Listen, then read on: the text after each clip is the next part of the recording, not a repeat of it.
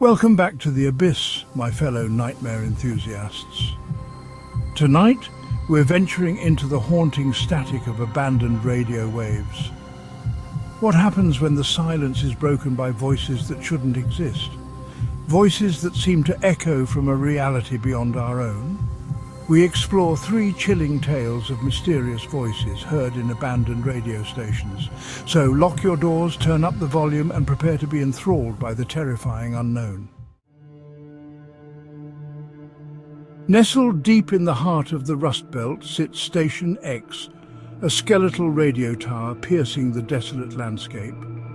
Once a beacon of music and news, it now stands silent, a graveyard of forgotten frequencies. Locals tell chilling tales of a ghostly voice, a disembodied echo that calls out from the decaying transmitter. The story goes that Station X was once run by a passionate radio host named Arthur Blackwood. Arthur lived and breathed radio, his smooth baritone voice a nightly companion to the lonely souls scattered across the desolate plains. But one stormy night, as lightning slashed across the sky, tragedy struck. Arthur was in the middle of his show when a bolt of lightning struck the station's antenna. The surge of electricity ripped through the equipment, and Arthur, still clutching his headphones, was gone. Some say he was instantly vaporized, while others believe his soul became trapped within the very walls of the station.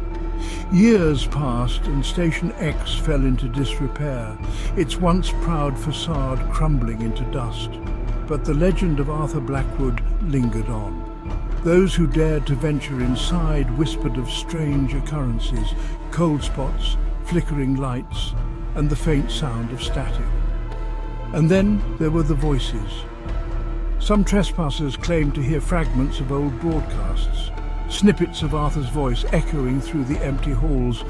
Others reported hearing their own names whispered through the static. One particularly unsettling account came from a group of college students drawn to the abandoned station by rumors of its paranormal activity.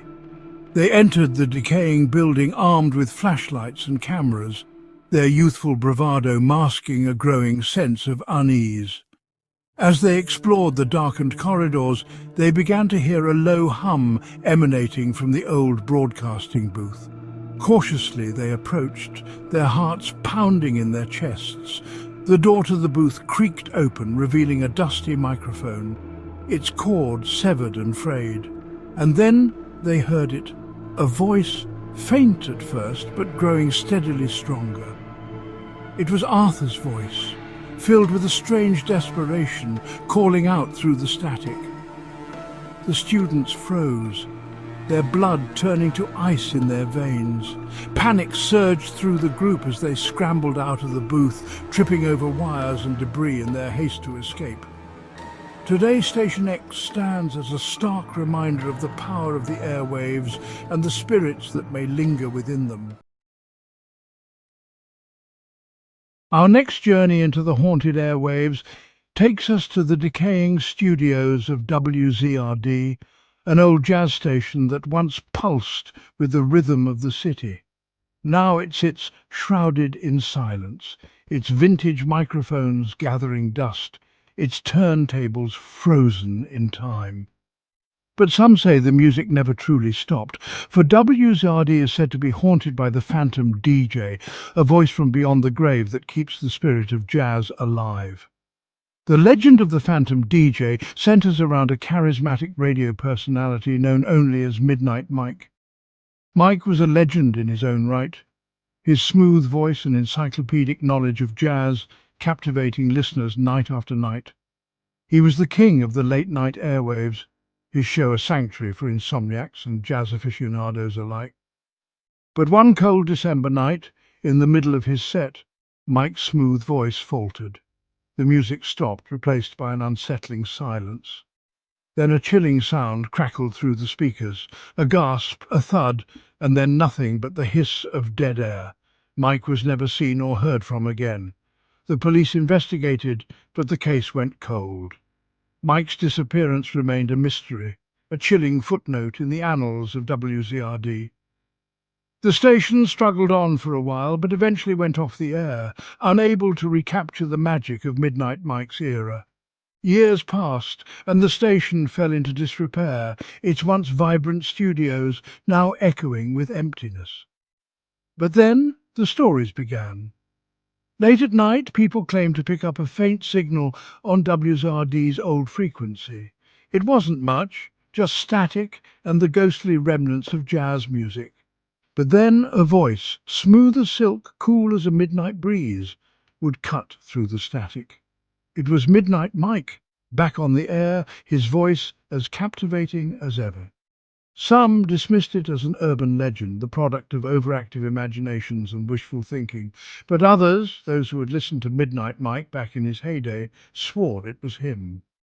His voice, they said, was unmistakable, filled with the same warmth and charisma that had captivated them years ago. One man, a former security guard named Frank, claimed to have encountered the phantom DJ firsthand. Frank was making his rounds one night, the building eerily silent except for the creaking of the old building, when he heard music coming from one of the locked studios. He cautiously approached the door, his heart pounding in his chest.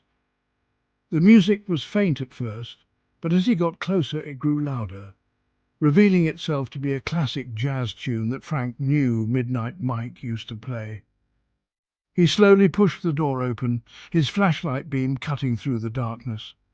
The studio was empty, the microphone stand unoccupied, the turntables still.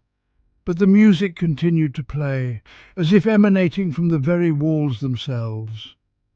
To this day, people claim to hear Midnight Mike's ghostly broadcasts, his voice a reminder that the music never truly dies, even when the lights go out. Our final tale takes us to the windswept shores of the Pacific Northwest, where the skeletal remains of KQRS, a once popular talk radio station, cling to the cliffs above the crashing waves. Now, the station stands silent, its broadcast tower a rusted monument to a bygone era. But locals will tell you that if you listen closely to the static on KQRS's old frequency, you might hear something unsettling, a voice soft and insidious, whispering through the hiss and crackle of dead air. They call it the whispering wave, a disembodied voice that seems to beckon listeners toward the unknown. The origins of the whispering wave are shrouded in mystery, but some believe it's connected to a tragic event that occurred at the station many years ago. The story goes that KQRS was hosting a live call-in show one stormy night, the air thick with anticipation. The host, a seasoned radio personality named Richard, was known for his sharp wit and his ability to engage callers. But on this particular night, something was different. A palpable tension hung in the air, a sense of unease that permeated the studio. As the storm raged outside, the calls started coming in, each one more unsettling than the last. Callers whispered of strange occurrences, of unsettling dreams, of a growing darkness. Richard tried to steer the conversation back to rationality, but the calls grew increasingly erratic. And then a call came through that silenced the room. The caller, his voice a raspy whisper, spoke of an ancient evil beneath the waves, waiting to rise. Richard tried to disconnect the call, but the line remained open, the caller's voice growing stronger. Suddenly the lights in the studio flickered and died, plunging the room into darkness. The only light came from the red on-air sign, casting an eerie glow over the terrified faces of the radio crew. Then, as quickly as it began, the darkness lifted. The lights flickered back on, and the caller was gone. Richard was never the same. The next morning, Richard was gone. His car was found abandoned near the cliffs, the driver's side door flung open as if he had fled in terror. Some say he was driven mad by the caller's words, that he had succumbed to the darkness beneath the waves. Whatever the reason for Richard's disappearance, KQRS was never the same. The station struggled on for a while, but eventually went off the air, unable to shake the shadow of that fateful night. But the whispers remained. Those who dared to tune in to KQRS's old frequency claimed to hear a voice whispering through the static, a voice that spoke of ancient evils, of forgotten rituals, of a darkness that threatened to consume the world. So, the next time you find yourself near the rugged coastline and you hear the mournful cry of the seagulls above the crashing waves, remember the tale of KQRS. And there you have it, my fellow night owls. 3 chilling tales of voices echoing from abandoned radio stations, reminding us that some frequencies should never be tuned into.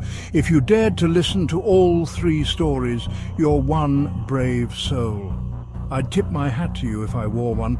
Remember, the world is full of mysteries, some more terrifying than others. Until next time, keep your radios tuned to the light and try to get some sleep. You're going to need it after tonight's dose of darkness.